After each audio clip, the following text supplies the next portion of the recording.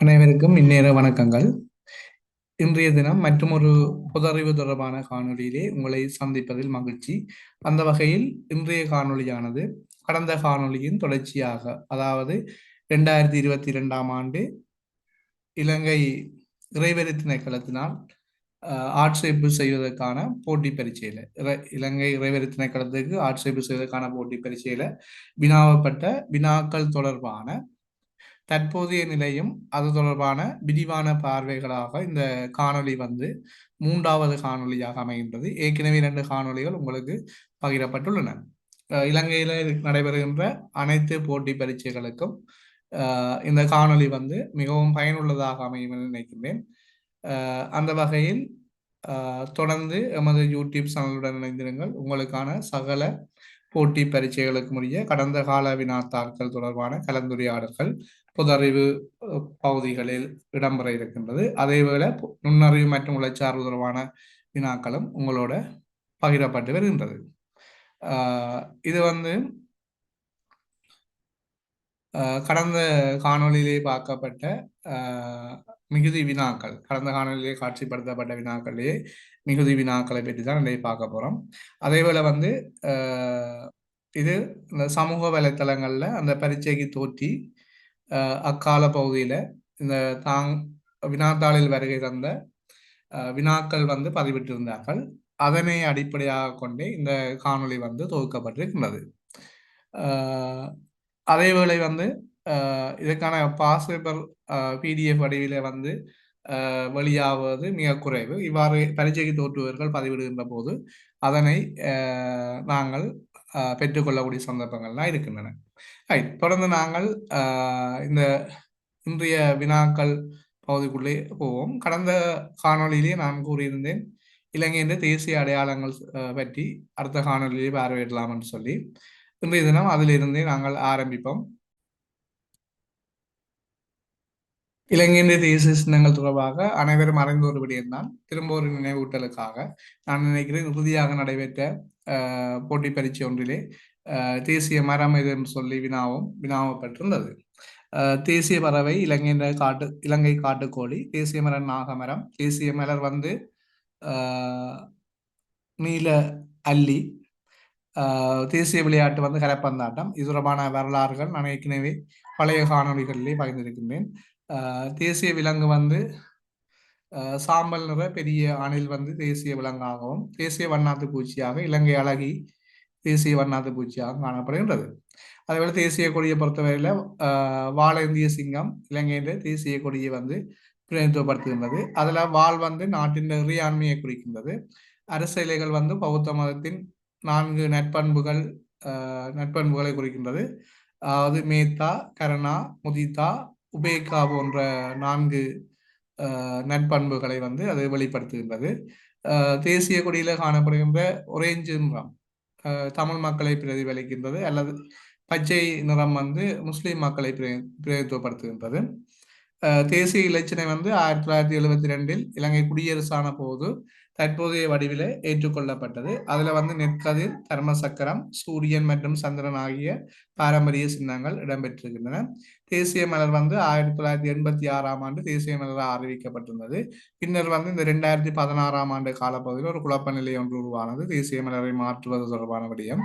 அது வந்து இப்போது பழைய நிலைக்கே திரும்பவும் கொண்டு வரப்பட்டிருக்கின்றது. அப்ப நீங்கள் 1986ஆம் ஆண்டு தேசிய மலராக அறிவிக்கப்பட்டிருந்தது நீல அல்லி. அதே மாதிரி வந்து உத்தியோக தேசிய விளையாட்டாக கரப்பந்தாட்டம் இலங்கையில் யார் அறிமுகப்படுத்தினது, எத்தனாம் ஆண்டு அறிமுகப்படுத்தப்பட்ட போன்ற விடயங்கள் வந்து ஏற்கனவே உங்களோட பழைய காணொலிகளில் கலந்துரையாடி இருக்கின்றேன். இன்னொரு சந்தர்ப்பம் கிடைக்கும் போது அதை தொடர்பாக கலந்துரையாடலாம். இலங்கையின் முதலாவது பிரதம மந்திரி DS சேனநாயக்கா. இவர் வந்து தேசத்தின் பிதான வந்து அழைக்கப்படுகின்றார் அல்லது கௌரவிக்கப்படுகின்றார். இவர் வந்து 1947ஆம் ஆண்டுல இருந்து 1952ஆம் ஆண்டு வரை இலங்கையின் ஐக்கிய தேசிய கட்சி சார்பாக பிரதமராக செயற்பட்டிருந்தார். இலங்கையின் பிரதமராக செயற்பட்டிருந்தார். கல்லோயா திட்டத்தை வந்து அல்லது கல்லோயா என்ற மாபெரும் நீர்ப்பாசன திட்டத்தை உருவாக்கினவரும் இந்த DS சேனநாயக்கா. முதலாவது பெண் பிரதமர் ஸ்ரீமாவோ பண்டாரநாயக்கா. முதலாவது நிறைவேற்று அதிகாரம் கொண்ட ஜனாதிபதியாக ஜே.ஆர். ஜெயவர்த்தனா, முதலாவது பெண் ஜனாதிபதியாக சந்திரிகா பண்டாரநாயக்கா குமாரதுங்க அவர்களும் காணப்படுகிறார்கள். இலங்கையை பொறுத்தவரையில் அண்மையிலே ஒரு வினாக்கப்பட்டது, ஒல்லாந்தர் வந்து இவ்வளவு காலம் இலங்கையை ஆட்சி செய்திருந்தார்கள் என்று சொல்லி. போர்த்துகேயரின் காலப்பகுதியை நான் இதில் குறிப்பிடுகின்றேன். 1505 தொடக்கம் 1658 வரை இலங்கையை போர்த்துகேயர் ஆட்சி செய்தார்கள். அதே மாதிரி ஒல்லாந்தரை பொறுத்தவரையில 1658 1796 வரை இலங்கையை ஒல்லாந்தர் ஆட்சி செய்தார்கள். பின்னர் பிரித்தானியர் அல்லது ஆங்கிலேயருடைய ஆட்சி காலம் 1796 தொடக்கம் 1948 வரை இலங்கையை வந்து பிரித்தானியர்கள் வந்து ஆட்சி செய்திருந்தார்கள். அப்ப இவர்களுடைய காலப்பகுதியை வச்சுக்கொண்டு எத்தனை ஆண்டுகள் என்ற விதமாக அந்த வினாக வந்து அமைந்திருந்தது. அந்த வகையிலே போர்த்துகேயர் வந்து இலங்கையை 153 ஆண்டுகள் ஆட்சி செய்திருந்தார்கள். அதன் பின்னர் வருகை தந்த ஒல்லாந்தர்கள் வந்து இலங்கையை வந்து 138 ஆண்டுகள் வந்து ஆட்சி செய்திருந்தார்கள். அதன் பின்னர் பிரித்தானியர் வந்து அல்லது ஆங்கிலேயர் வந்து 152 ஆண்டுகள் இலங்கையை ஆட்சி செய்திருந்தார்கள். இது வந்து உங்களுக்கு பகிரப்பட்டிருக்கிற தரவுகள் அடிப்படையில் கணிப்பிடப்பட்டிருக்கிறது. இதில் ஏதாவது மாற்றங்கள் அல்லது குழப்பங்கள் இருக்குமா இருந்தால் நீங்கள் கொமெண்ட்ஸ் ஊடாக இதனை தெரிவிக்க முடியும். அதன் பின்னர் 1815 ஆண்டு கண்டி ஒப்பந்தம் வந்து மேற்கொள்ளப்பட்டது. உங்களுக்கு தெரிஞ்ச விடயம். பிப்ரவரி 4 1948 ஆண்டு இலங்கை டொமினியன் அந்தஸ்துடன் சுதந்திரம் அடைந்தது என்றதும் மிக முக்கியமானது. இலங்கையின் குடியரசு தினம் 1972 மே 22 இலங்கை ஒரு குடியரசாக மாற்றப்பட்டது. அன்றையிலிருந்து மே 22ஆம் தேதி இலங்கை குடியரசு தினம் வந்து கொண்டாடப்பட்டு வருகின்றது. இலங்கையை பொறுத்தமல்ல 1948ஆம் ஆண்டு பிப்ரவரி மாதம் 4ஆம் தேதி சுதந்திரம் அடைந்திருந்தாலும் அந்த சுதந்திரம் அடைந்த அன்று முதலாவது சுதந்திர தினம் வந்து கொண்டாடப்படவில்லை. அது வந்து பின்னர் ஒரு நாளிலே சுதந்திர தினம் கொண்டாடப்பட்டிருந்தது. அந்த சுதந்திர தினத்திலே வந்து கிளவுஸ்டர் இளவரசர் வந்து பிரித்தானிய மன்னரின் 6ஆம் ஜோர்ஜின் பிரதிநிதியாக கலந்து சிறப்பித்திருந்தார். அதே மாதிரி இலங்கையின் முதலாவது ஆளுநராக ஹென்றி மின் மேசன் மூர் என்பவர் வந்து அன்றைய தினம் பதவியேற்றிருந்தார். இது வந்து இலங்கையில முதலாவது சுதந்திர தினத்தை நிறைவு கூறும் வகையில பிரத்யோக தபால் முத்திரை ஒன்றும் வெளியீடு செய்யப்பட்டிருந்தது. 15 சதத்தை உடைய தபால் முத்திரை வந்து இலங்கையின் சுதந்திர தினத்தின் முதலாவது சுதந்திர தின நினைவாக வெளியீடு செய்யப்பட்டிருந்ததும் கவனிக்கத்தக்க ஒரு விடயமாகும். அதேபோல சுதந்திர நினைவு மண்டபம் வந்து கண்டிய மன்னர்களின் மகள் மடுவ கட்டிடக்கலையை ஒத்ததாக இந்த சுதந்திர சதுக்கம் வந்து இலங்கையின் சுதந்திர நினைவு மண்டபமாக மாற்றப்பட்டிருந்தது.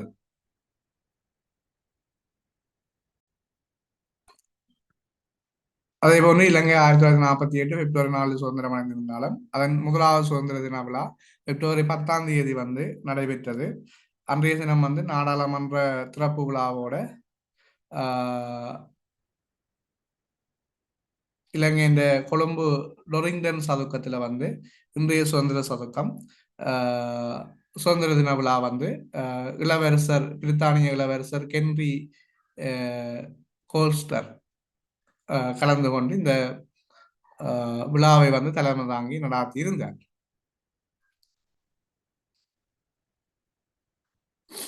இது வந்து இலங்கையின் சுதந்திர தினம். அதன் பின்னர் வந்து பிப்ரவரி 4 இருந்து சுதந்திர தினம் வந்து ஒவ்வொரு வருடமும் கொண்டாடப்பட்டு வருகின்றன.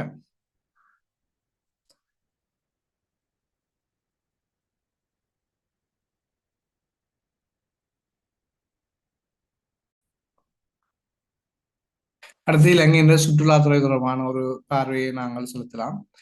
2025ஆம் ஆண்டுல 2.5 மில்லியன் வரையான சர்வதேச சுற்றுலா பயணிகள் வந்து இலங்கைக்கு வருகை வந்திருந்தார்கள். கிட்டத்தட்ட $4 பில்லியன் அதிகமான வருமானம் ஈட்டப்பட்டதாக சொல்லப்படுகின்றது. அதிகமான சுற்றுலா பயணிகள் வருகை தந்த நாடாக வந்து இந்தியா காணப்படுகின்றது. அதற்கு அடுத்தபடியாக வந்து ரஷ்யா, அதற்கு அடுத்தபடியாக பிரித்தானியா, ஜெர்மனி, சீனா போன்ற நாடுகளில் இருந்து அதிகளவான சுற்றுலா பயணிகள் இலங்கைக்கு 2025ஆம் ஆண்டு வருகை தந்திருந்தார்கள். 25ஆம் ஆண்டு இந்த சுற்றுலாத்துறையை மேம்படுத்துவதற்காக வந்து சில விசா நடைமுறைகள் கொண்டு வரப்பட்டது. இந்தியா, சீனா, ரஷ்யா உள்ளிட்ட பல நாடுகளுக்கு இலவச விசா நடைமுறை நீடிக்கப்பட்டது. அதே மாதிரி டிஜிட்டல் நோமட் விசா வந்து கணினி மூலம் உலகெங்கும் பணிபுரிபவர்கள் இலங்கையில தங்கியிருந்து வேலை செய்ய ஏதுவாக நீண்ட கால விசாக்கள் வழங்கப்பட்டன. அதே மாதிரி கப்பல் சுற்றுலாக்களும் வந்து அறிமுகப்படுத்தப்பட்டது. சில நாடுகள்ல இருந்து சுற்றுலா பயண கப்பல்கள் வந்து இலங்கைக்கு வருகை தந்ததும் கவனிக்கத்தக்க விடயமாகும். அதே மாதிரி 2025ஆம் ஆண்டுல பயணிப்பதற்கு உலகின் மிகச்சிறந்த நாடுகள்ல ஒன்றாக இலங்கை வந்து மீண்டும் பட்டியலிடப்பட்டிருந்தது. லெலோனி பிளானட் என்ற நிறுவனத்தாலே வந்து அது பட்டியலிடப்பட்டிருந்தது. அதே மாதிரி எல்ல, சுயநொளி பாதமலை, நக்கில்ஸ் மலைத்தொடர் ஆகிய இடங்கள் வந்து சிறந்த இயற்கை சுற்றுலா தலங்களாக சர்வதேச விருதினையும் 2025ஆம் ஆண்டு பெற்றிருந்தன.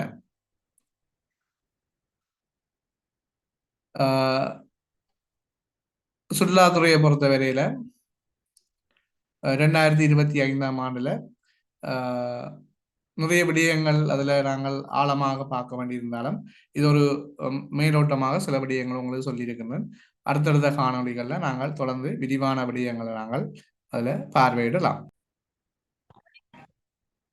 நாங்கள் திரையில வந்து உங்களுக்கு காட்சிப்படுத்தப்பட்டிருக்கின்ற வினாக்கள்ல 19வது வினா பொறுத்தவரையில புதிய கல்வி சீர்திருத்தங்களுக்கு பொறுப்பாக நியமிக்கப்பட்ட குழு அது வந்து உங்களுக்கு தெரியும். புதிய கல்வி சீர்திருத்தம் தொடர்பாக பொறுப்பாக இருக்கின்ற குழுக்கள் வந்து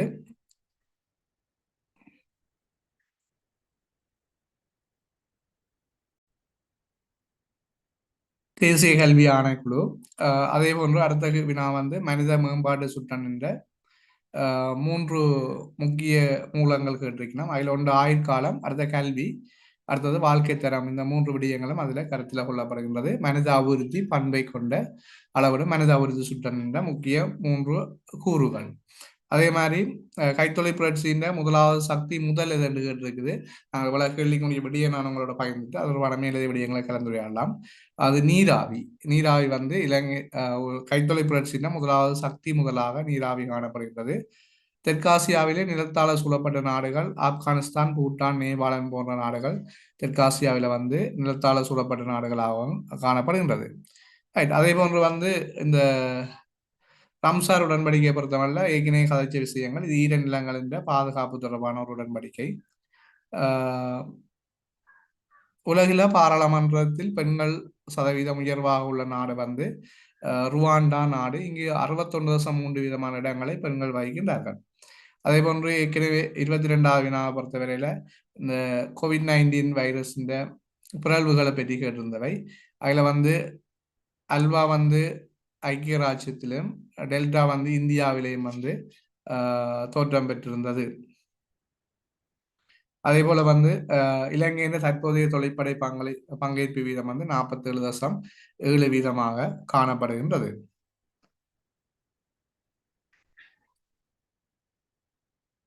நாங்கள் தொடர்ந்து இது தொடர்பாக விரிவாக வந்து கலந்துரையாடலாம். சில விடயங்கள் இதுல வினாவில இல்லாட்டியும் சில விடயங்களை நான் இதுல குறிப்பிட்டு கொண்டு இலங்கையின் மரபுரிமை சின்னங்கள் உங்களுக்கு தெரியும். அனுராதபுர நகரம் புனித நகரமாக்கப்பட்டது 1982ஆம் ஆண்டு. ஸ்ரீ மகாபோதி மரம் உலகிலேயே மனிதனால் நடப்பட்ட திகதி அறியப்பட்ட மிக பழமையான மரமாக இந்த மரம் வந்து காணப்படுகின்றது. ருவான் வெலிசாய, ஜேதவன ராமய போன்ற பிரமிட்டுக்கு அடுத்தபடியாக உலகின் மிக உயர்ந்த கட்டிடங்களாக பழைய காலத்திலே காணப்பட்டது. இதை அடிப்படையாக வச்சுக்கொண்டு அன்றாபுரம் புனித நகரம் வந்து இலங்கையின் மரபுரிமை சின்னங்கள்ல உலக மரபுரிமை சின்னங்களாக யுனெஸ்கோவால பிரகடனப்படுத்தப்பட்டது 1982ஆம் ஆண்டு. அடுத்தது புலனறுவை பண்டைய நகரம் வந்து 1982ஆம் ஆண்டு தான் பிரகடனப்படுத்தப்பட்டது. இது பராக்கிரமாக மன்னன் மற்றும் விஜயபாகு மன்னர் காலத்துல 2வது தலைநகரமாக விளங்கி இருந்தது. இங்க வந்து கல்வியாரை ஒரே பாறையில் செதுக்கப்பட்ட 4 பிரமாண்ட புத்தர் சிலைகளை வந்து உள்ளடக்கினதாக காணப்படுகின்றது. இதுல வந்து பராக்கிரபாகம் என்ற வாசகத்துக்கு சான்றாக விளங்கும் பராக்கிரம சமுத்திரம் வந்து இங்கே காணப்படுகின்றது. அவருடைய வாசகம் வந்து நீங்கள் அறிந்தபடியும் வானத்திலிருந்து விழும் ஒரு துளி நீரையும் கடலில் கலக்க விட மாட்டேன் என்ற வாசகத்துக்கு சான்றாக வந்து பராக்கிரம சமுத்திரம் வந்து புலனறுவையில் காணப்படுகின்றது. அடுத்து சிகிரிய மண்டே நகரம் வந்து இது வந்து 1982 ஆண்டு 5ஆம் நூற்றாண்டுல காசிய 82 ஆண்டு உலக மரபுரிமை சின்னமாக பிரகடனப்படுத்தப்பட்டது. 5ஆம் நூற்றாண்டு காசியப்ப மன்னனால் ஒரு பாறையில கட்டப்பட்ட ஒரு அரண்மனை மற்றும் கோட்டையை உள்ளடக்கினதாக இது காணப்படுகின்றது. நீர் விநியோக தொழில்நுட்பத்தை காட்டுகின்ற பூங்காக்களும் வந்து இங்கே சிகிரியா பண்டைய நகரத்திலே வந்து காணப்படுகின்றது. அது மாதிரி கண்டி புனித நகரம் இது 1988 ஆண்டு உலக மரபுரிமை சின்னமாக பிரகடனப்படுத்தப்பட்டது. கண்டி மன்னருடைய ஆட்சி நடைபெற்ற கடைசி தலைநகரமாக இது அமைகின்றது. தலதா மாளிகை வந்து ஸ்ரீ தலதா மாளிகை வந்து இங்கே அமைய பெற்றிருக்கின்றது. அது மாதிரி ஆண்டுதோறும் உலக புகழ்பெற்ற கண்டி எசல பெருகிறா நிகழ்வு வந்து இங்கே நடைபெறுவதும் வளமையான ஒரு விடயம்.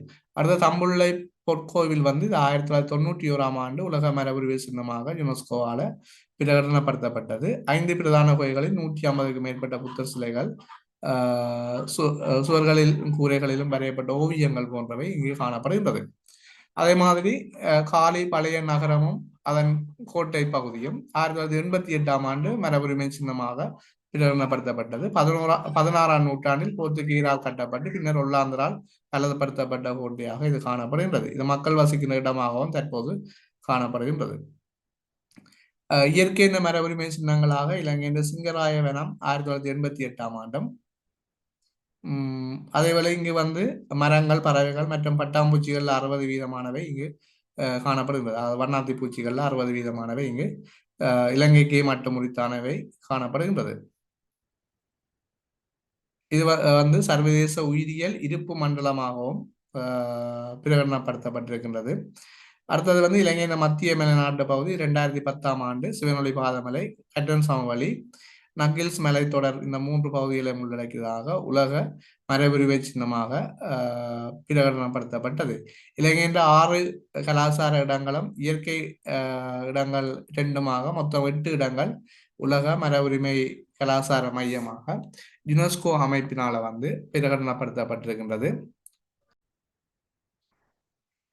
அதுல வந்து 22 நான் ஒரு திரிவு COVID-19 திரிவு பீட்டாவை தவறப்பட்டிருந்தேன். அதுல பீட்டா வந்து தென்னாப்பிரிக்கா நாட்டிலே தோற்றம் பெற்றதாக சொல்லப்பட்டது. ரைட். அடுத்தது வந்து 23வது வினாவும் வந்து அந்த வினா வந்து தொழிற்படை பங்கேற்பு வீதம் அல்ல, இலங்கையின் தொழிற்படை பங்கேற்பு வீதம் நான் சொன்ன வீதம் சரியானது. இலங்கையின் 14 தொடக்கம் 64 வயது கிடைப்பட்ட தொழிற்படை பிரிவின் வீதம் மொத்த சனத்தொகையில கிட்டத்தட்ட 67% வந்து இலங்கையில 15 தொடக்கம் 64 வயதான தொழிற்படையினர் காணப்படுகின்றனர். அதே போல வந்து மற்ற விடயங்கள் இதுல சொல்லப்பட்டிருக்கின்றது. 26வது வினாவை பொறுத்தவரையில கடல் எல்லைகளற்ற தென்னாசியா நாடு அது நிலப்பரப்பால சூழப்பட்டன்னு நினைக்கிறேன் சொல்லியிருந்தேன். நேபாளம், பூட்டான், ஆப்கானிஸ்தான் போன்ற நாடுகளும். மற்றது ஒலிம்பிக் 2028 ஆண்டு நடைபெற ஒலிம்பிக்கை பற்றி நான் போதுமான அளவு ஏற்கனவே உங்களோடு கலந்துரையாடி இருக்கின்றேன் முன்னைய காணொலிகள்ல.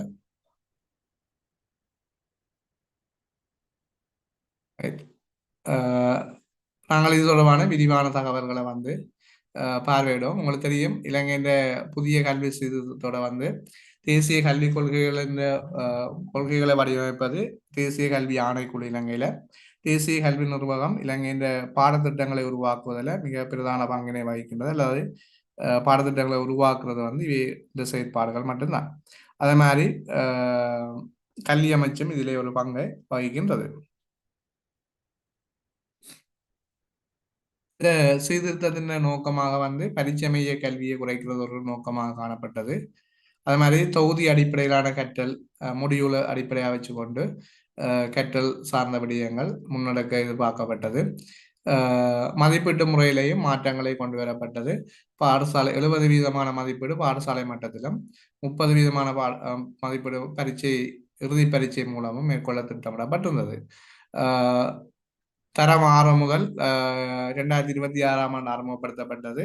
தற்போது வந்து அதில் சில குறைபாடுகள் காணப்பட்டதால 2027 ஆண்டு வரை ஒத்திவைக்கப்பட்டிருக்கின்றன. இது தொடர்பான கலந்துரையாடல்கள் அது தெளிவுபடுத்தும் விடயங்கள் அண்மை காலங்களாக நடைபெற்று வருகின்றன. இலங்கை பூராகவும் தெளிவுபடுத்துகின்ற விடயங்கள் வந்து தமிழ் சிங்கள மொழி மூலங்கள் கூடாக அந்தந்த பகுதிகளில் நடைபெற்று வருகின்றன. புதிதாக ஏதாவது விடயங்கள் அதில் சேர்க்கப்பட்டிருந்தால் நினைக்கிறேன் எதிர்வரும் 20ஆம் தேதி யாழ்ப்பாணத்தில் இது புதிய கல்வி சீர்திருத்தம் தொடர்பான ஒரு தெளிவுபடுத்தல் கருத்தரங்கு ஒன்று அல்லது வழிகாட்டல் ஒன்று இடம்பெற இருக்கின்றது. ஏதாவது புதிய விடயங்கள் உள்வாக்கப்பட்டிருந்தால் ஆசிரியர் சேவைக்கு தோற்றிருக்கிறவர்களுக்கும் அதிபர் சேவைக்கு தோற்றிருக்கிறவர்களுக்கும் பயனுள்ளதாக இருக்கும். நிச்சயமாக உங்களுக்கு அது பகிரப்படும். தரம் ஒன்றுக்கு வந்து புத்தகங்களுக்கு பதிலாக ஆக்டிவிட்டி புக் செயற்பாட்டு புத்தகங்கள் வந்து வழங்கப்பட்டு தற்போது தரம் ஒன்றுக்கு வந்து இந்த கல்வி சீர்திருத்தம் வந்து நடைமுறைப்படுத்தப்பட்டு வருகின்றது. கவனிக்கத்தக்க விடயமாகும்.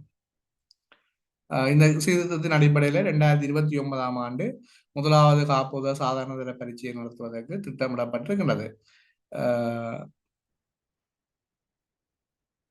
உங்களுக்கு தெரியும், தற்போதைய கல்வி அமைச்சர் தெரியும், பிரதமர் தான் தற்போதைய கல்வி அமைச்சராகவும் செயற்பட்டு வருகின்றார்.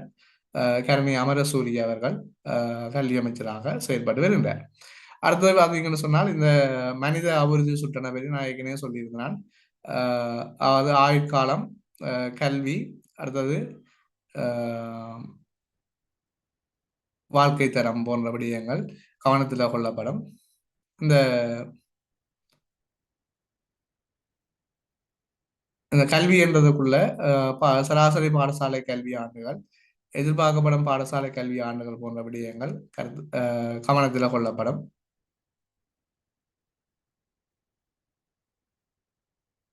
இந்த மனித அபிவிருத்தி சுட்டம் தொடர்பான மேலதிக விடயங்களை பொறுத்தவரையில் இது 1990ஆம் ஆண்டு பாகிஸ்தானை சேர்ந்த பொருளியல் அறிஞர் மஹூப் உல் ஹக் அவர்களும் இந்தியாவின் அமர்த்தியா சென் ஆகியோரும் இணைந்து இந்த மனித அபிவிருத்தி சுட்டனை வந்து உருவாக்கியிருந்தார்கள். இது வந்து வெளியீடு செய்கின்ற நிறுவனமாக ஐக்கிய நாடுகள் அபிவிருத்தி திட்டம் UNDP என்ற அமைப்பு வந்து உலக நாடுகளின் மனித அபிவிருத்தி சுட்டனை வெளியீடு செய்கின்றது. மனித அபிவிருத்தி பண்புகளை வந்து அளவீடு செய்வதற்காக இந்த மனித அபிவிருத்தி சுட்டன் வெளியீடு செய்யப்படுகின்றது. இதன் பெறுமதி 0 to 1 வரையான புள்ளிகளாலே அளவீடு செய்யப்படும்.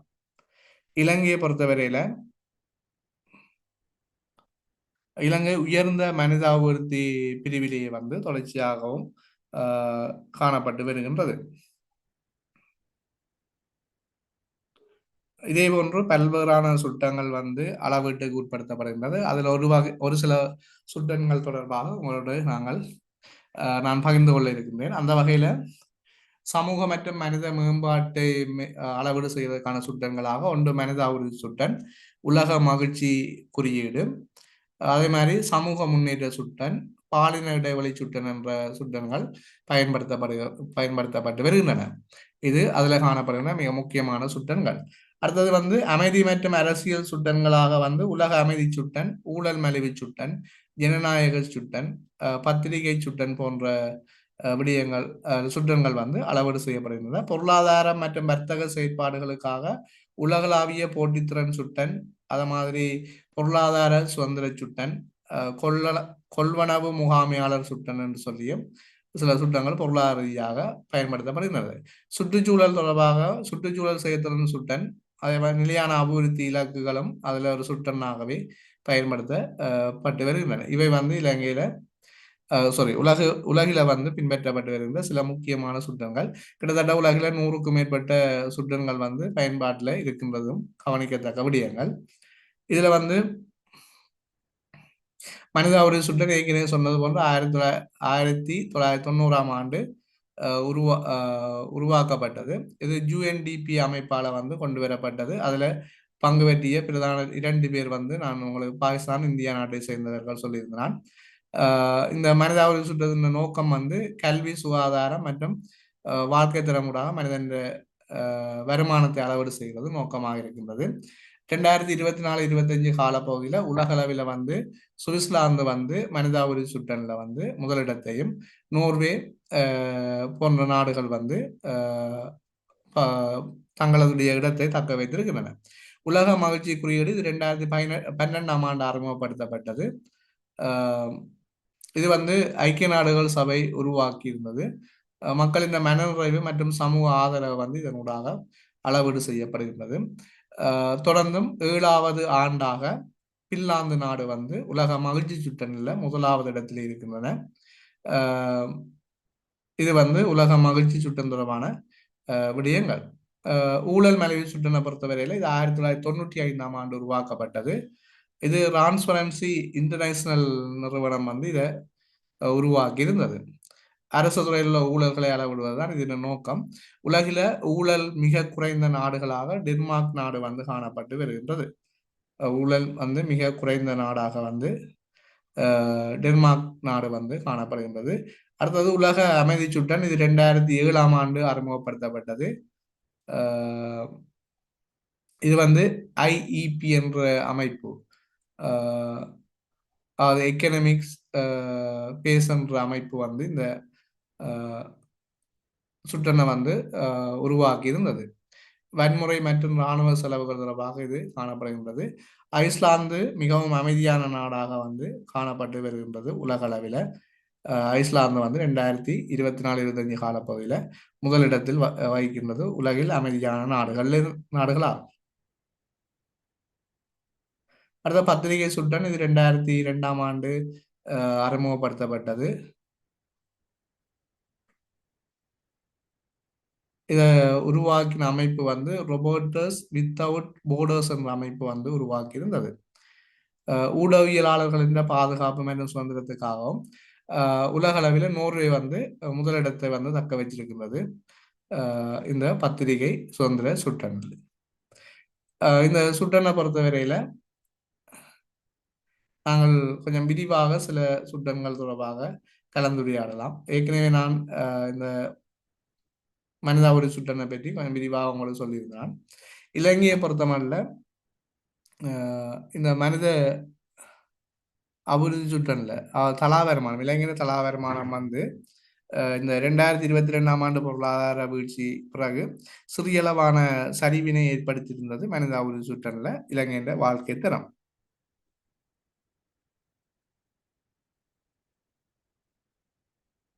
அதேபோல ஜனநாயக சுட்டன் அமைதி சுட்டன்ல வந்து இலங்கை முன்னேற்றத்தை கண்டு வருகின்றது. இப்ப வந்து இதுல உலக மகிழ்ச்சி குறியீடு அல்ல மகிழ்ச்சி சுட்டன் வந்து 2012ஆம் ஆண்டு ஐக்கிய நாடு சபையினால் தொடங்கப்பட்டது. இதுல வந்து தலா வருமானம், சமூக ஆதரவு, ஆயுள் எதிர்பார்ப்பு, சுதந்திரம், தாராள மனப்பான்மை மற்றும் ஊழல் இல்லாமை ஆகிய 6 காரணிகள் வந்து குறிகாட்டிகளாக அளவீடு செய்யப்படுகின்றது. ஏற்கனவே சொன்னது போன்று பின்லாந்து வந்து தொடர்ந்து முதலிடத்தில் இருக்கின்றது. அதே மாதிரி கடைசி இடத்துல வந்து ஆப்கானிஸ்தான் வந்து காணப்படுகின்றது. அது மகிழ்ச்சி சுட்டன்ல வந்து இறுதி இடத்துல வந்து ஆப்கானிஸ்தான் நாடு வந்து 2024-25 காலப்பகுதியில் காணப்படுகின்றது. அடுத்தது சமூக முன்னேற்ற சுட்டனை பொறுத்தவரையில 2013ஆம் ஆண்டு சோசியல் புரோக்ரஸஸ் இன்பேட்டிவ் அமைப்பினால வந்து அது உருவாக்கப்பட்டிருந்தது.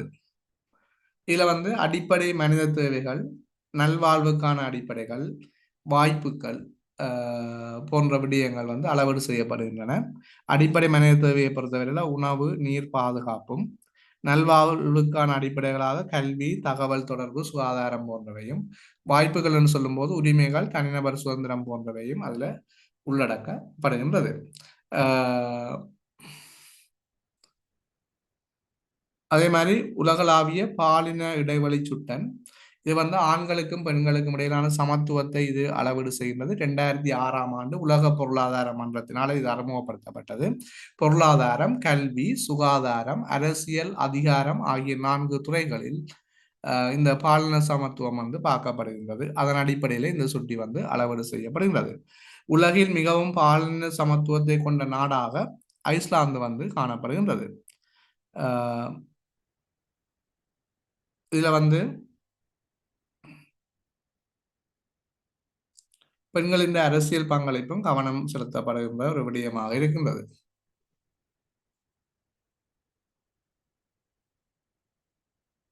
அடுத்ததாக வந்து பார்த்தீங்கன்னு சொன்னால்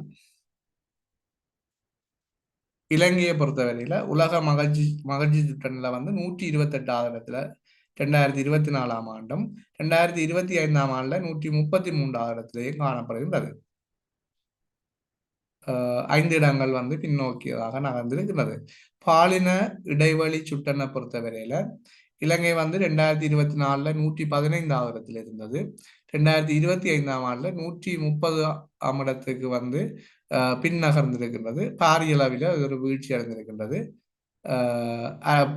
அரசியல் அதிகாரத்தில் பெண்களின் பங்களிப்பு குறைந்ததும் ஒரு காரணமாக சொல்லப்படுகின்றது. ஊழல் மலிவு சுட்டனை பொறுத்தவரையில இலங்கை 2024 121வது இடத்துல இருந்தது. தற்போது வந்து 107வது இடத்துக்கு வந்திருக்கின்றது. 14 இடங்கள் முன்னேற்றம் அடைந்திருக்கின்றது. ஊழலை கட்டுப்படுத்துவதில் குறிப்பிடத்தக்க முன்னேற்றம் வந்து இலங்கையில ஏற்பட்டபடியால் அது 107வது இடத்தை முன்னோக்கி நகர்ந்திருக்கின்றது ஊழல் மலிவு சுட்டனில். அதே போன்று சமூக முன்னேற்ற சுட்டனில் வந்து இலங்கை வந்து 2025 ஆண்டு 98வது இடத்துல காணப்படுகின்றது. 2024 அதே அளவு மாற்றங்கள் இன்றியே காணப்படுகின்றது. உலக மகிழ்ச்சி சுட்டனை பொறுத்தவரையில கண்டங்கள் ரீதியாக பார்க்கும்போது ஐரோப்பிய கண்டத்திலேயும் உலக அளவிலும் முதலிடத்தை பிடித்திருப்பது பின்லாந்து. வட அமெரிக்காவில வந்து கொஸ்டாரிக்கா நாடு வந்து வட அமெரிக்காவில வந்து மகிழ்ச்சியாக காணப்படுகின்ற நாடாக முதல் நிலையில் இருக்கின்றது. இது வந்து அமெரிக்கா மற்றும் கனடாவை விட முன்னணியிலே இந்த நாடு வந்து காணப்படுகின்றது, மிக முக்கியமானது. அடுத்தது ஓசியானியா கண்டத்தை பொறுத்தவரையில் ஆஸ்திரேலியா வந்து மகிழ்ச்சியான நாடாகவும், ஆசியா கண்டத்தை பொறுத்தவரையில் தாய்வான் வந்து மகிழ்ச்சியான நாடாகவும், 2வது இடத்துல சிங்கப்பூர் வந்து காணப்படுகின்றது. தென் அமெரிக்கா கண்டத்திலே வந்து மகிழ்ச்சியான நாடாக உருகுவே வந்து காணப்படுகின்றது. அதே மாதிரி ஆப்பிரிக்க கண்டத்தில் மொரிசியஸ் வந்து மகிழ்ச்சியான நாடாக காணப்படுகின்றது. பாலின இடைவெளி சுற்றினை பொறுத்தவரை ஐரோப்பாவில் ஐஸ்லாந்து வந்து உலகிலே மிகவும் சமத்துவமான நாடாக காணப்படுகிறது. ஐரோப்பாவிலும் 1வது இடத்தை பிடிக்கின்றது. ஆப்பிரிக்காவை பொறுத்தவரை நமீபியா வந்து உலகில் 8வது இடத்தில் இருக்கின்றது. ஆப்பிரிக்காவில் 1ஆம் இடத்தில் இருக்கின்றது. ஓசியானியா கண்டத்தை பொறுத்தவரை நியூசிலாந்து வந்து உலகில் 5வது இடத்துல இருக்கிறது. ஓசியானிய கண்டத்துல வந்து 1வது இடத்துல காணப்படுகின்றது. ஆசியா பொறுத்தவரையில பிலிப்பைன்ஸ் நாடு வந்து முதலிடத்துல காணப்படுகின்றது. பாலின சமத்துவத்துல ஆசியாவில வந்து முன்னணி வகிக்கிற நாடாக பிலிப்பைன்ஸ் காணப்படுகின்றது. லத்தீன் அமெரிக்க நாட்டை பொறுத்தவரையில நிகராகுவா மற்றும் மெக்சிகோ போன்ற நாடுகள் வந்து முதல் நிலையில காணப்படுகின்றது. சமூக முன்னேற்ற சுட்டனில் வந்து ஐரோப்பியாவில் வந்து டென்மார்க் வந்து முன்னிலையில் காணப்படுவதோடு, ஆசியாவில் ஜப்பான், அதற்கு அடுத்தபடியாக தென்கொரியாவும், வட அமெரிக்காவில் கனடாவும் வந்து சமூக முன்னேற்ற சுட்டனில் முன்னணி வகிக்கின்றது.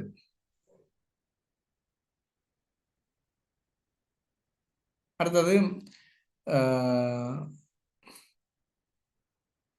உலக அமைதியை பொறுத்தவரையில அந்த அமைதி சுட்டனுக்கு பாதிப்பை ஏற்படுத்துகிற விடயமாக உக்ரைன் ரஷ்யா நாடுகளுக்கு இடையிலான போர் வந்து மிக முக்கிய ஒரு காரணியாக இருக்கின்றது.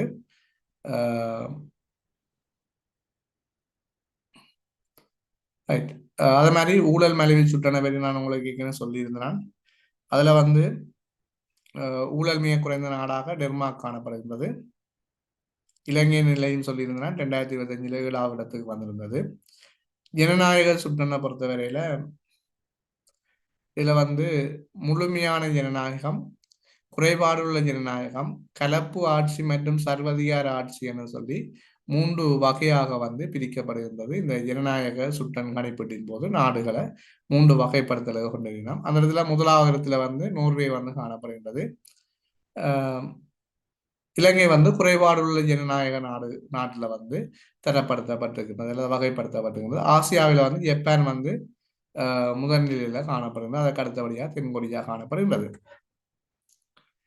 பத்திரிகை சுட்டனை பொறுத்தவரையில இந்த போலி செய்திகள், ஏஐ தொழில்நுட்பத்தின் ஆதிக்கம் காரணமாக பத்திரிகை சுதந்திரம் பெருமளவான சவாலை சந்தித்திருந்தாலும் நோர்வே வந்து தொடர்ந்து பல ஆண்டுகளாக முதலிடத்திலே காணப்படுகின்றது. அடுத்தது வந்து மோசமான நிலைமையில வந்து வடகொரியா, சீனா போன்ற நாடுகள் வந்து பத்திரிகை சுதந்திரத்திலே வந்து பின்னணியில காணப்படுகிறது, கீழ்நிலையில காணப்படுகின்றது.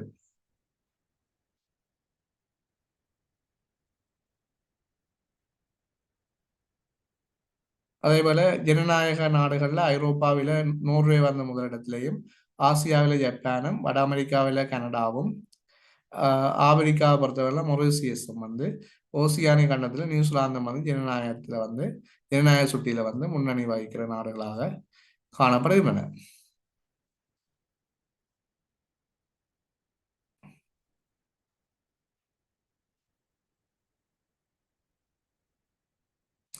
நோர்வேயின் பத்திரிகை சுற்றனில் முன்னணி வகிக்கிறதுன்னு சொன்னா ஊடகங்களை தணிக்கையின்றி சுதந்திரமாக செயற்பட விட்டிருக்கிறபடியால் அது வந்து பத்திரிகை சுதந்திர சுற்றனில் வந்து முதலாவது இடத்திலே காணப்படுகின்றது. இலங்கையை பொறுத்தவரை நான் ஏற்கனவே இந்த ஊழல் மலிவு சொன்னான், மகிழ்ச்சி சுட்டம் சொன்னான்.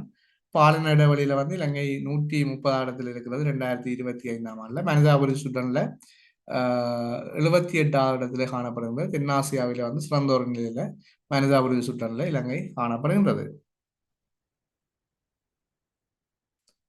உலகளாவிய போட்டித்திறன் சுட்டனை பொறுத்தவரையில இது உலக பொருளாதார மன்றம் வெளியீடு செய்யப்படுகின்றது. 2025ஆம் ஆண்டுல சிங்கப்பூர் வந்து முதலாவது இடத்தை வகிக்கின்றது. அதற்கு அடுத்தபடியாக சுவிட்சர்லாந்து மற்றும் டென்மார்க் நாடுகள் வந்து தங்களுடைய இடத்தை பகிர்ந்துள்ளன. அதே மாதிரி இலங்கையை பொறுத்தவரையில கிட்டத்தட்ட 100 இடங்களுக்குள்ள வந்து இந்த போட்டி தர சுட்டன்ல வந்து போட்டித்திறன் சுட்டன்ல காணப்படுகின்றது. பொருளாதார சுதந்திர சுட்டனை பொறுத்தவரையில இதை வெளியீடு செய்கிற நிறுவனம் வந்து ஹெரிட்டேஜ் ஃபவுண்டேஷன்.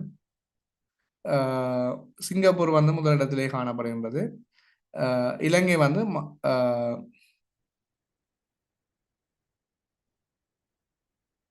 2025 இந்த IMF திட்டங்கள் கீழான சீர்திருத்தங்களின் அடிப்படையில சில முன்னேற்றங்களை கண்டிருக்கிறது. கிட்டத்தட்ட 140 இடங்கள்ல வந்து இலங்கை காணப்படுகின்றது என்று சொல்லப்படுகிறது. கொள்வனவு முகாமையாளர் சுற்றனை பொறுத்தவரையில இது பொருளாதார வளர்ச்சி அது மாதிரி பொருளாதார சுருக்கம் உள்ள நாடுகள் என்று சொல்லித்தான் வகைப்படுத்தப்படுகின்றது. 50% மேல் வந்து புள்ளியை பெற்றிருந்தால் பொருளாதார வளர்ச்சி உள்ள நாடுகளாகவும், 50 கீழ் புள்ளிகளை பெற்றிருந்தால் பொருளாதார சுருக்கம் உள்ள நாடுகளாகவும் வகைப்படுத்தப்படுகின்றது. உலகில் வந்து முக்கியமான நாடுகளை பொறுத்தவரையில அமெரிக்கா, இந்தியா, சீனா ஆகிய நாடுகள் 50க்கும் அதிகமான புள்ளிகளை பெற்றிருக்கின்றது குறிப்பிடத்தக்கது. இலங்கையை பொறுத்தவரையில உற்பத்தித்துறை சேவைத்துறை வந்து 50% அதிகமான புள்ளிகளை பெற்றிருக்கின்ற போதும்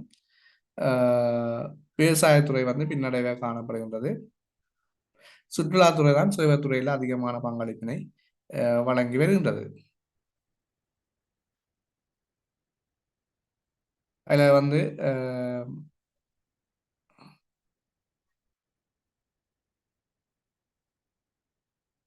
ரைட் இவ்வளவு வந்து எங்களுக்கு இந்த உலக அளவில் கணக்கீடு செய்கின்ற சுட்டன் தொடர்பான விடயங்களை உங்களுக்கு பகிர்ந்திருக்கிறேன்.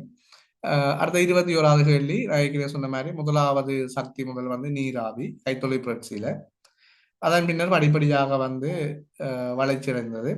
இந்த நீராவியை வந்து தொழிற்சாலைகள் அல்ல கைத்தொழில்களுக்குள்ள கொண்டு வந்தவர் வந்து ஜேம்ஸ் வாட். இவர் வந்து 1770 வந்து நீராவியால இயங்குகின்ற இயந்திரங்களை கண்டுபிடித்து தொழிற்சாலைகள் அதை பயன்படுத்துவது ஏற்பாடுகளை செய்திருந்தார். அப்ப நீராவி சக்தியை வந்து கைத்தொழிலுக்குள்ள கொண்டு வந்தவர் ஜேம்ஸ் வாட் என்பவர் ஆகும். அதே மாதிரி இந்த சக்தி முதல் வந்து நெசவு ஆலைகள், நீராவி கப்பல்கள், புகிரதங்கள்ல பயன்படுத்தப்பட்டு வந்தன. அதன் பின்னர் மின்சாரம், பெட்ரோலிய சக்தி முதல் பயன்படுத்தப்பட்டது. பின் அதுக்கு பிறகு அணுசக்தி மற்றும் இயற்கை எரிவாயு சக்திகளும், பிறகு தற்போது வந்து புதுப்பிக்கத்தக்க சக்திகளும் வந்து கைத்தொழிலே பயன்படுத்தப்பட்டு வருகின்றன. அடுத்தது இந்த COVID-19 திரிவுகள் தொடர்பான விடயம். ஏற்கனவே இது ஒரு பழைய தகவல் என்றபடியா நான் ஏற்கனவே அதில் சில விடயங்களை கூறியிருந்தேன். அதோட நாங்கள் அதை கடந்து போவோம். அதுக்கு பிறகு வந்து இலங்கையின் தொழிற்படையில வந்து இத்தனை சதவீதமான ஆக்கள் இந்த 15 வயதிலிருந்து 64 வயதுல காணப்படுகிறோம் என்றதை ஏற்கனவே சொல்லியிருந்தேன். 67 வீதமான ஆக்கள் வரை இருக்கின்றனர். அது மாதிரி ரம்சார் உடன்படிக்கை தொடர்பாக தெளிவாக உங்களுக்கு கடந்த காணொலிகளில் கலந்துரையாடப்பட்டிருக்கின்றது. அது வந்து 1971ஆம் ஆண்டு ஈரானின் ரம்சான் நகரில் கையெழுத்திடப்பட்டது என்றதும் மிக முக்கியமானது. புதிதாக இலங்கையில சில பகுதிகள் பிரகடனப்படுத்தப்பட்டிருக்கு, இல்லை பாதுகாப்பான பகுதிகள் அறிவிக்கப்பட்டது என்று சொல்லியும் போன காணொலியிலே உங்களுக்கு கலந்துரையாடி இருந்தேன். உலகின் பாராளுமன்ற பெண்களின் சதவீதம் அது தொடர்பாக நாங்கள் கலந்துரையாடுகின்ற போது அதுக்கு முன்னர் ஒரு விடயம் தெளிவுபடுத்த வேணும்.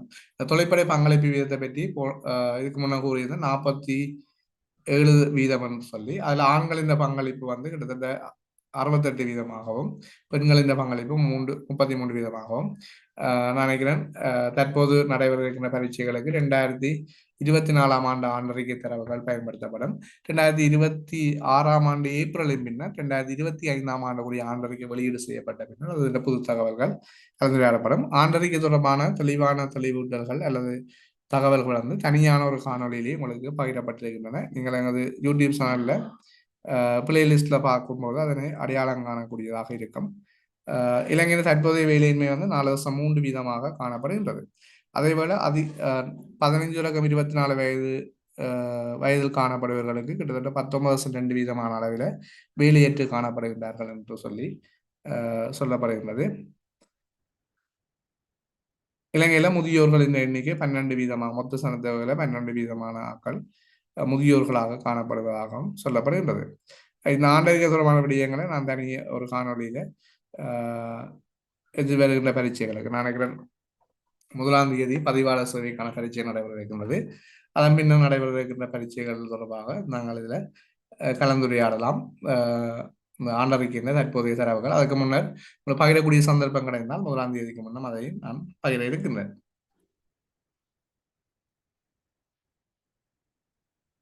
அதே போன்று நாங்கள் அடுத்த வினாவை பொறுத்தவரையில ஏற்கனவே சொன்னது மாதிரி இந்த பாராளுமன்றத்திலே பெண்களின் சதவீதம் வந்து உலக அளவிலே ருவாண்டா நாட்டிலே வந்து காணப்படுகின்றது அதிகமான பங்களிப்பு. 61.3% பெண்கள் வந்து பிரதிநிதித்துவம் செய்கின்றனர் ருவாண்டாவின் கீழ் சபையில. 1994 ஆண்டு நடந்த இனப்படுகொலைக்கு பிறகு அரசியல் மாற்றங்களின் போது பெண்களுக்கு குறைந்தபட்சம் 30% இட ஒதுக்கீடு வழங்குகிற சட்டம் ருவாண்டாவில் கொண்டு வரப்பட்டு தற்போது அது அதிகமான பங்களிப்பினை செலுத்தி வருகின்றது. ஏனைய நாடுகளை பொறுத்தவரையில ருவாண்டாவுக்கு அடுத்ததாக கியூபா வந்து 55.7% பெண்களின் பங்களிப்பையும், நிகராகுவா 53.9%, மெக்சிகோ 50%, ஐக்கிய அரபு அமீரகம் வந்து 50% பங்களிப்பினை பெண்கள் வந்து பாராளுமன்றத்திலே அங்கத்துவத்தை வகிப்பதாக சொல்லப்படுகின்றது. இலங்கையை பொறுத்தவரையில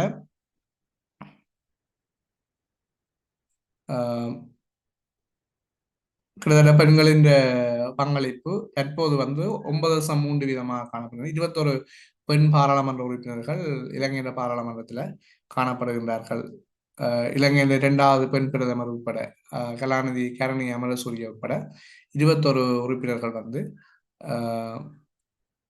பெண் பாராளுமன்ற உறுப்பினராக காணப்படுகின்றார்கள். இது வந்து 9.3% தனது பங்களிப்பினை செலுத்துகின்றது. சர்வதேச பாராளுமன்ற ஒன்றியத்தின் தரவுகளின் அடிப்படையில் உலகளவில் தற்போது பெண்களின் சராசரி பிரதிநிதித்துவம் வந்து 27.2% இருக்கின்றது. சர்வதேச பாராளுமன்ற ஒன்றியத்தின் தரவுகளுக்கு அமைவாக சராசரி பெண்களின் பங்களிப்பு வந்து 27.2% காணப்படுகின்றது. நாங்கள் ஒவ்வொரு கண்டங்கள் ரீதியாக பார்க்கும்போது அமெரிக்காவில் 34.5% ஆக்கள் அதாவது சராசரி அமெரிக்க கண்டத்தை பொறுத்தவரையில பெண்களின் சதவீதம் வந்து 34.5%, அதுல வந்து கியூபா வந்து முதலிடத்திலே காணப்படுகின்றது 55.7%. அதுக்கு அடுத்ததாக நிகராகுவா 55%, மெக்சிகோ 50% காணப்படுகிறது. இது அமெரிக்க கண்டத்தை பொறுத்தவரையில. ஐரோப்பிய கண்டத்தை பொறுத்தவரை சராசரி 31.8% பெண்களின் பங்களிப்பு காணப்படுகிறது.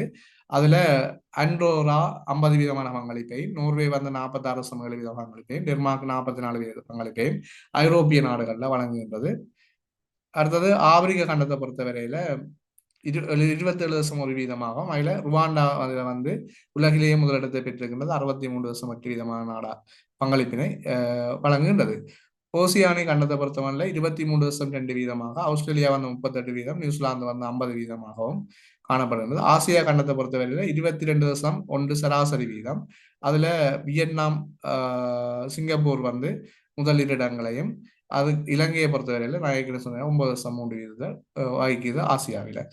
மத்திய ஆசிய நாடுகளை பொறுத்தவரையில 21% பங்களிப்பு வழங்கப்படுது. அதுல கஜகஸ்தான், உஸ்பெஸ்கிஸ்தான் வந்து பாரிய அளவான பங்களிப்பை செலுத்துகிறது. மத்திய கிழக்கு நாடுகளை பொறுத்தவரையில 16.7%.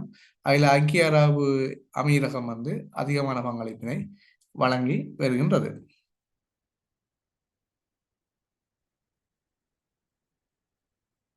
அதே போல வந்து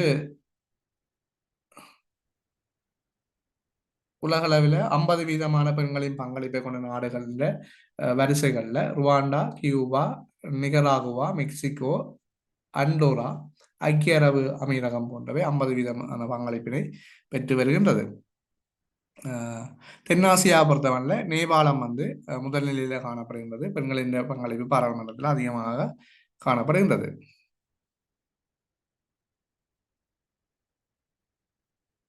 அடுத்தது வந்து வினாவை பொறுத்தவரையில் கடல் எல்லைகளற்ற தென்னாசிய நாடுகள். இதுல வந்து ஏற்கனவே இதுக்குரிய விடையை நான் பகிர்ந்திருந்தேன். நேபாளம், பூட்டான், பாகிஸ்தான் போன்ற ஆப்கானிஸ்தான் போன்ற நாடுகள் வந்து நேபாளம், பூட்டான், ஆப்கானிஸ்தான் போன்ற நாடுகள் கடல் எல்லைகளற்ற நாடுகளாக தென்னாசியாவிலே வந்து காணப்படுகின்றன. நேபாளம், பூட்டான் வந்து இந்தியாவுக்கும் சீனாவுக்கும் இடையில் அமைந்திருக்கிறது. பெரும்பாலும் வந்து இந்தியாவினுடைய துறைமுகங்கள் தமது வர்த்தக செயற்பாடுகளுக்காக இந்த நாடுகள் பயன்படுத்தி வருகின்றன. ஆப்கானிஸ்தானை பொறுத்தவரையில் பாகிஸ்தான், ஈரான் மற்றும் மத்திய ஆசிய நாடுகளால் சூழப்பட்டிருக்கிறதால பாகிஸ்தானின் கராச்சி துறைமுகத்தை வந்து பயன்படுத்தி வந்தது. அதே மாதிரி ஈரானின் சபாகர் துறைமுகத்தையும் வந்து பயன்படுத்தி வந்தது, அதிகமாக பயன்படுத்தி வருகின்றது.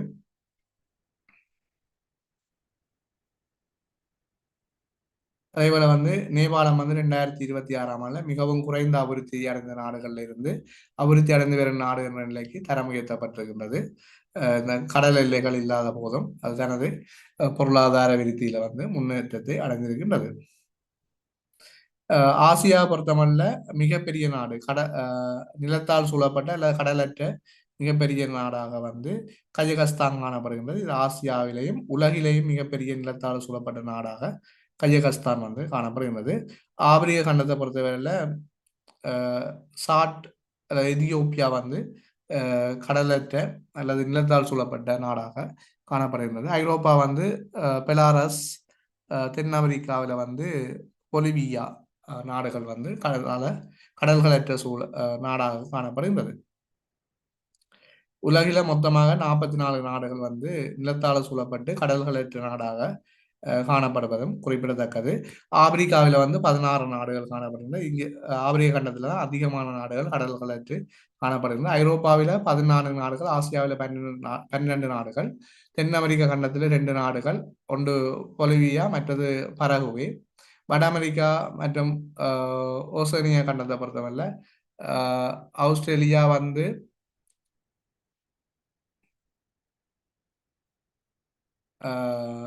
வட அமெரிக்கா மற்றும் ஓசியானியா கண்டத்துல வந்து நிலத்தால சூழப்பட்ட நாடுகள் எதுவுமே இல்லை அங்க. அத மாதிரி மிகச்சிறிய நாடு, நிலத்தால சூழப்பட்ட மிகச்சிறிய நாடு வத்திக்கான் நகரம். இங்க வந்து மிகச்சிறிய கடல்களற்ற மிகச்சிறிய நாடுகளாக காணப்படுகின்றது. அதே மாதிரி இரட்டை நில சூழ் நாடுகள், அதாவது ஒரு நாடு நிலத்தால் சூழப்பட்டிருந்தவுடன் அதனை சுற்றியுள்ள அண்டை நாடுகளும் வந்து நிலத்தால சூழப்பட்டிருந்தால் அவை இரட்டை நில சூழ் நாடுகள் என்று சொல்லப்படுகின்றது. உலகில வந்து அத்தகைய 2 நாடுகள் காணப்படுகிறது. ஒன்று உஸ்பெஸ்கிஸ்தான், இது ஆசியாவில, மற்றது லிச்சென்ஸ்டைன் ஐரோப்பிய நாட்டில் காணப்படுகின்ற நகரம் வந்து லிச்சென்ஸ்டைன்.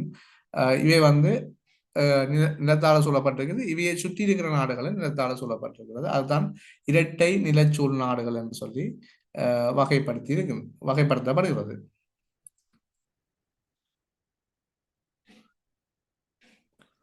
தென்னாசியாவை பொறுத்தவரையில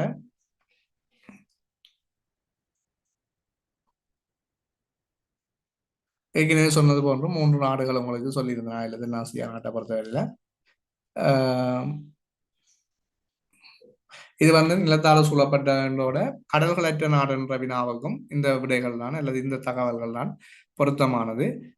கடல்களற்ற நாடுகளும் இவைதான், நிலத்தால மட்டம் சூழப்பட்டிருக்கிற நாடுகளும் இவைதான். அதேவேளை வந்து உலகில வந்து அதிக நாடுகளை எல்லைகளை கொண்ட நாடாக சீனா நாடு காணப்படுது. சீனா வந்து சீனாவும் ரஷ்யாவும் வந்து கிட்டத்தட்ட 14 நாடுகளை வந்து தமது எல்லை நாடுகளாக கொண்டிருக்கின்றன. சீனாவும் ரஷ்யாவும் வந்து 14 நாடுகளை வந்து தமது எல்லை நாடுகளாக வந்து கொண்டிருக்கின்றன. உலகின் மிகப்பெரிய நாடான ரஷ்யாவும் 14 நாடுகள் நில எல்லைகளை வந்து கொண்டிருக்கின்றது. சீனாவும் வந்து 14 நாடுகளை வந்து எல்லைகளாக கொண்டிருக்கின்றன.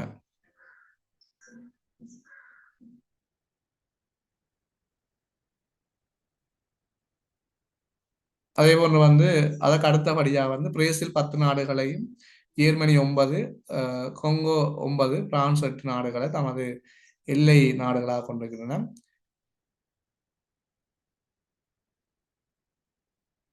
தென் அமெரிக்காவை பொறுத்தவரையில் சிலி மற்றும் ஈக்குவாடோர் ஆகிய 2 நாடுகளை தவிர மற்ற அனைத்து நாடுகளையும் வந்து பிரேசில் நாடு வந்து தன் எல்லையாக வந்து பயந்திருக்கின்றது. இந்தியாவை பொறுத்தவரையில் அது 7 நாடுகளை வந்து தமது நில எல்லைகளை கொண்டதாக பகிர்ந்திருக்கின்றது. இந்தியா பொறுத்தவரை 7 நாடுகள் பகிரப்பட்டிருக்கின்றன. இலங்கையை பொறுத்தவரையில இலங்கை வந்து மொத்தமாக வந்து 25 மாவட்டங்களை கொண்டிருக்கின்றது. இல்ல 11 மாவட்டங்கள் வந்து கடல் எல்லைகளற்ற மாவட்டங்களாக காணப்படும் இலங்கையில. கடல் எல்லை இல்லாத மாவட்டங்களை பொறுத்தவரையில மத்திய மாகாணத்துல மாகாணமும் கடல் எல்லைகளற்றதாக இருக்கிறது. மாவட்டங்களும் காணப்படுகின்றது. நிலத்தால மட்டும் சூழப்பட்டிருக்கிறது. கண்டி, மாத்தளை, நுவரெலியா. சப்ரகமுவ மாகாணத்துல ரத்தினபுரி கேகாலை வந்து நிலத்தால மட்டும் சூழப்பட்டிருக்கின்றது. முழு மாகாணமுமே நிலத்தால சூழப்பட்ட மாகாணமாக காணப்படுகின்றது. அதே போல ஊவா மாகாணமும் பதுளை, மொனராகலை இதுவும் முழு மாகாணம் நிலத்தால சூழப்பட்டிருக்கின்றது. வடமத்திய மாகாணத்தை பொறுத்த அனுராதபுரம், பொலனறுவை இரண்டும் வந்து முழு மாகாண நிலத்தால் சூழப்பட்டது. அப்ப இலங்கையில 4 மாகாணங்கள் கடல்களற்ற மாகாணங்களாக அல்லது நிலத்தால மட்டும் சூழப்பட்ட மாகாணங்களாக 4 மாகாணங்கள் காணப்படுகின்றது. வடவேல் மாகாணத்துல வந்து குருநாகல் மாவட்டம் மட்டும் நிலத்தால சூழப்பட்டதும், புத்தளம் மாவட்டம் வந்து கடல்களை இல்லையாக கொண்டு காணப்படுகின்றது. வட மாகாணத்துல வவுனியா வந்து நிலத்தால சூழப்பட்ட ஒரே ஒரு மாவட்டமாக அமைகின்றது. ஏனைய மாவட்டங்கள் வந்து கடல் எல்லைகளை கொண்டதாக காணப்படுகின்ற மாவட்டங்களாக அமைகின்றது. கடற்கரை கொண்ட மாவட்டங்களாக 14 மாவட்டங்கள் இலங்கையில காணப்படுகின்றது. மிக முக்கியமானது 4 மாகாணங்கள் வந்து கடல் எல்லைகள் கிடையாது இலங்கையில. மிச்சம் 5 மாகாணங்களுக்கு கடல் எல்லைகள் காணப்படும். ரைட். அதிக மாவட்டங்களை வந்து எல்லைகளாக கொண்ட மாவட்டமாக ரத்தினபுரி மாவட்டம் இலங்கையில காணப்படுவதும் குறிப்பிடத்தக்கது. அதை நீங்கள் கவனத்தில் கொள்ள வேணும். ரத்தினபுரி மாவட்டம் இது முன்னர் வந்த ஒரு வினாதான், பழைய பரீட்சைகளில் கேட்கப்பட்ட வினா. 9 மாவட்டங்களை வந்து எல்லைகளாக கொண்டதாக இந்த ரத்தினபுரி மாவட்டம் வந்து காணப்படுகின்றது.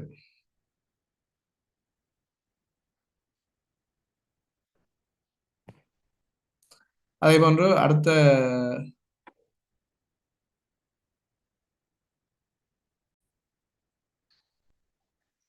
அந்த 9 மாவட்டங்களையும் வந்து நான் இதில் பகிர்ந்து கொள்றேன். கொழும்பு, களுத்துறை, காலி, மாத்தறை, அம்பாந்தோட்டை, மொனராகலை, பதுளை, நுவரெலியா, கேகாலை போன்ற 9 மாவட்டங்களை ரத்தினபுரி மாவட்டம் தனது எல்லைகளாக கொண்டிருக்கின்றது. இலங்கையில நீளமான கடற்கரையை கொண்ட மாவட்டமாக புத்தளம் மாவட்டம் காணப்படுகின்றது. இது வந்து கட்பெட்டி பிரதேசத்தையும் கட்பெட்டி தீபகற்பத்தையும் உள்ளடக்கினதாக மிக நீண்ட கடற்கரையை கொண்ட மாவட்டமாக புத்தளம் மாவட்டம் காணப்படுகிறது. அதே போல மிக நீண்ட கடற்கரையை கொண்ட மாகாணமாக வந்து வட மாகாணம் வந்து காணப்படுகிறது. மிக நீண்ட கடற்கரையை கொண்ட மாகாணமாக இந்த வட மாகாணம் வந்து காணப்படுகின்றது. இலங்கையின் ஒட்டுமொத்த கடற்கரை வந்து 1585 கிலோமீட்டராக காணப்படுகின்றது. இதுல வந்து வடமாகாணம் வந்து 40 வீதமான பங்களிப்பினை செலுத்துகின்றது. இலங்கையின் ஒட்டுமொத்தமான கடற்கரையின் நீளம் 40 வீதமான பங்களிப்பு வந்து வடமாகாணம் வந்து தக்க வைத்திருக்கின்றது.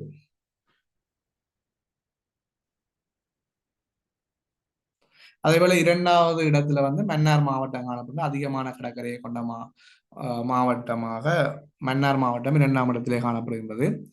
வட மாகாணத்துக்கு அடுத்தபடியாக கிழக்கு மாகாணம் வந்து அதிகமான கடற்கரை பகுதிகளை கொண்டதாக அல்லது கடல் எல்லைகளை கொண்டதாகவே காணப்படுகின்றது.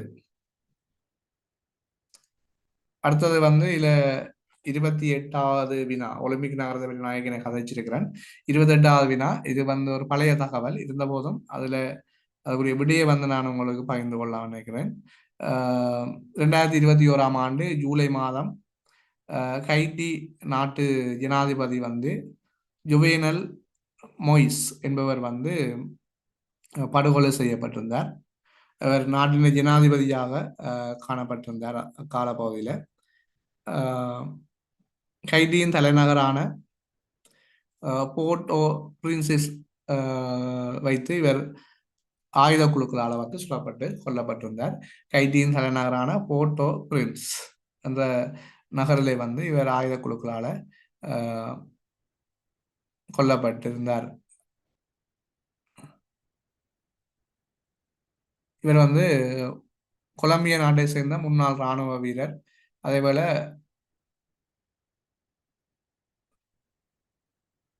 இராணுவ வீரர்கள் மற்றும் சில அமெரிக்க ஹைட்டி வம்சாவளியினர் வந்து இந்த தாக்குதலில் வந்து ஈடுபட்டார்கள் என்று சொல்லப்பட்டிருக்கின்றது. இவர் வந்து 2017ஆம் ஆண்டிலிருந்து ஹைட்டியின் ஜனாதிபதியாக காணப்பட்டிருந்தார். இது வந்து அவர் தொடர்பான ஒரு பழைய தகவலாக இருந்தாலும் உங்களுக்கு சில வேலைகளில் எங்கேயாவது தேவைப்படலாம் என்றதுக்காக நான் அதை பகிர்ந்திருக்கின்றேன்.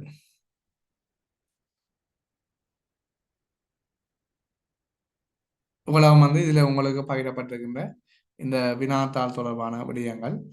மற்றது இந்த கடைசியாக பார்த்த வினாவில் வந்து உண்மை அது வந்து அவருடைய மனைவியாலேயே திட்டமிட்டு அது செய்யப்பட்டது என்று சொல்லியும் பிறகு கண்டுபிடிக்கப்பட்டிருந்தது. தற்போது வரைக்கும் எந்த விதமான ஜனாதிபதி தேர்தலும் நடைபெறையில் ஒரு இடைக்கால சபை தான் அங்கு இயங்கி வருகின்றது. லாரண்ட் செயின் சீர் என்பவருடைய தலைமையில இடைக்கால சபை ஒன்று செயற்பட்டு வருகின்றது. 2026ஆம் ஆண்டுல பொது தேர்தல் நடைபெறலாம் என்று சொல்லி எதிர்பார்க்கப்படுகின்றது. அதே மாதிரி 2025ஆம் ஆண்டுல கொல்லப்பட்ட சில முக்கிய உலக தலைவர்கள் தொடர்பாகவும் நாங்கள் அவதானத்தை செலுத்தலாம். சார்லி கிக் இவர் வந்து அமெரிக்காவின் தீவிர பழமைவாத அரசியல் செயற்பாட்டாளர், ஒரு எழுத்தாளர். 2025ஆம் ஆண்டு உட்டா பல்கலைக்கழகத்தின் ஒரு உரையின் போது வந்து துப்பாக்கியால் சுடப்பட்டு கொல்லப்பட்டிருந்தார். அதே மாதிரி மேலிசா கோர்ட்மேன் அமெரிக்காவின் மினசொட்டா மாநில சட்டசபை உறுப்பினராக இருந்தவர். இவரும் வந்து கொல்லப்பட்டிருந்தார், சுட்டுக்கொலை செய்யப்பட்டிருந்தார். அதே போன்று வந்து கொலம்பியா நாட்டின் முக்கிய அரசியல் பிரமுகர் லூயிஸ் அர்மாண்டோ கோர்டோவா என்பவர் வந்து 2025 கொலை செய்யப்பட்டிருந்தார். அதே மாதிரி இயற்கையாக மரணம் அடைந்தவர்கள முக்கியமானவர்களாக திருத்தந்தை பிரான்சிஸ் வந்து கத்தோலிக்க திருச்சபையின் தலைவர் 2025ஆம் ஆண்டு தனது 89வது வயதிலே இயற்கை மரணம் அடைந்தார். அதே மாதிரி அமெரிக்காவின் 39வது ஜனாதிபதி 101வது வயதிலே ஜிம்மி கார்டர் 101வது வயதிலே வந்து காலமாக இருந்தார். 2025 டிசம்பர்ல வந்து டாக்டர் மன்மோகன் சிங் இந்தியாவின் முன்னாள் பிரதமர் பொருளாதார நிபுணர் வந்து மரணம் அடைந்திருந்தார். அதே போன்று இன்னும் சில விடயங்களை நான் இதில் பகிர்ந்து கொள்வேன், இது காணொலியோட பகிர்ந்து கொள்ள நினைக்கின்றேன். இறுதியாக நடைபெற்ற தெற்காசிய விளையாட்டுப் போட்டி வந்து 13வது தெற்காசிய விளையாட்டுப் போட்டி வந்து 2019ஆம் ஆண்டு நடைபெற்றிருந்தது. 14வது தெற்காசிய விளையாட்டுப் போட்டி நாடுகளுக்கு இடையில காணப்படுகிற முரண்பாடுகள் காரணமாக அது தொடர்ச்சியாக ஒத்திவைக்கப்பட்டு வருகின்றது. 2026ஆம் ஆண்டு நடைபெற எதிர்பார்க்கப்படுகின்றது. 2019 பிறகு COVID-19 மற்றும் தெற்காசிய நாடுகளுக்கு இடையில குறிப்பாக இந்தியா பாகிஸ்தானுக்கு இடையில நடைபெறுகின்ற சில முரண்பாடுகள் காரணமாகவும் இது ஒத்திவைக்கப்பட்டிருந்தது. ஆனால் 2026ஆம் ஆண்டு பாகிஸ்தான்ல நடைபெறுவதற்கு ஏற்பாடுகள் நடைபெற்று வருகின்றன. அதில் இந்தியா பங்கு பெற்றுமா என்பது அல்லது போட்டி நடைபெறுமா என்பதே கேள்விக்குறியானது. தெற்காசிய சாக் அமைப்பில் வந்து மொத்தமாக 7 நாடுகள் காணப்படுகின்றது. தற்போது புதிய தகவலுக்கு அமைவாக ஆப்கானிஸ்தான் வந்து தெற்காசிய நாட்டிலிருந்து இடைநிறுத்தப்பட்டிருக்கின்றது. நீக்கப்படையில இடைநிறுத்தப்பட்டிருக்கின்றது. 8வது நாடாக ஆப்கானிஸ்தான் நாடு வந்து இணைந்திருந்தது. 2007ஆம் ஆண்டு இணைந்திருந்தது. அதே போன்று ஆசியாவை பொறுத்தவரை 19வது தேசிய விளையாட்டுப் போட்டி, ஆசியாவின் தேசிய விளையாட்டுப் போட்டி இறுதியாக 2023ஆம் ஆண்டு நடைபெற்றிருந்தது. அடுத்த 20வது போட்டி வந்து ஜப்பான்ல வந்து 2026ஆம் ஆண்டு நடைபெற இருக்கின்றது. அதற்காக தான் நான் தகவலை பகிர்ந்திருக்கிறேன். ஜப்பான்ல வந்து 2026ஆம் ஆண்டு ஆசிய விளையாட்டுப் போட்டி 20வது ஆசிய விளையாட்டுப் போட்டி நடைபெற இருக்கின்றது. இதில் சுமார் 41 வகையான விளையாட்டுகள் வந்து அங்கு நடைபெற இருப்பதாக தகவல்கள் தெரிவிக்கப்படுகின்றது. அது மாதிரி தெற்காசியாவின் ஒலிம்பிக் என்று அழைக்கப்படுகின்ற தெற்காசிய விளையாட்டுப் போட்டிகள் ஏற்கனவே கூறியது போல 27 வகையான விளையாட்டுகள் வந்து இங்கே இடம்பெற இருக்கின்றது. இது பாகிஸ்தானில் திட்டமிடப்பட்டிருக்கின்றது. இது நடைபெறுமா என்பதுதான் அடுத்த கேள்வியானதாக. அடுத்தது தெற்காசிய கால்பந்து தொடர். இது வந்து தெற்காசிய கால்பந்து கூட்டமைப்பால் நடத்தப்படுகின்றது. இது வந்து அண்டர் 19, 20, 17 என்ற அடிப்படையில் தனித்தனியாக இந்த தொடர்கள் நடைபெற இருக்கின்றது. அதற்கு அடுத்ததாக தெற்காசிய தடகள தொடர். இது வந்து 2025ஆம் ஆண்டு பிப்ரவரி மாதம் பாகிஸ்தானில் நடைபெற்றிருந்தது.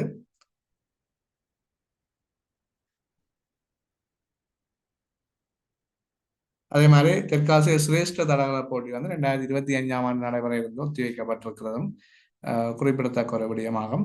இதை விட தெற்காசியா மையப்படுத்தி வந்து கிரிக்கெட் போட்டி, அதே மாதிரி கூடைப்பந்து, தெற்காசிய கூடைப்பந்து சங்கத்தால் நடத்தப்படும் கரப்பந்தாட்ட போட்டிகள் போன்றவை நடைபெறுகின்றன, எல்லாம் நடாத்தப்பட்டு வருகின்றன.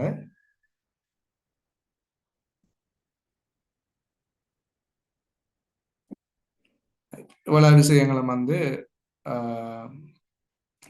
தெற்காசியா நடாத்தப்படுகின்ற முக்கியமான விளையாட்டு தொடர்கள் தொடர்பான விடயங்கள்.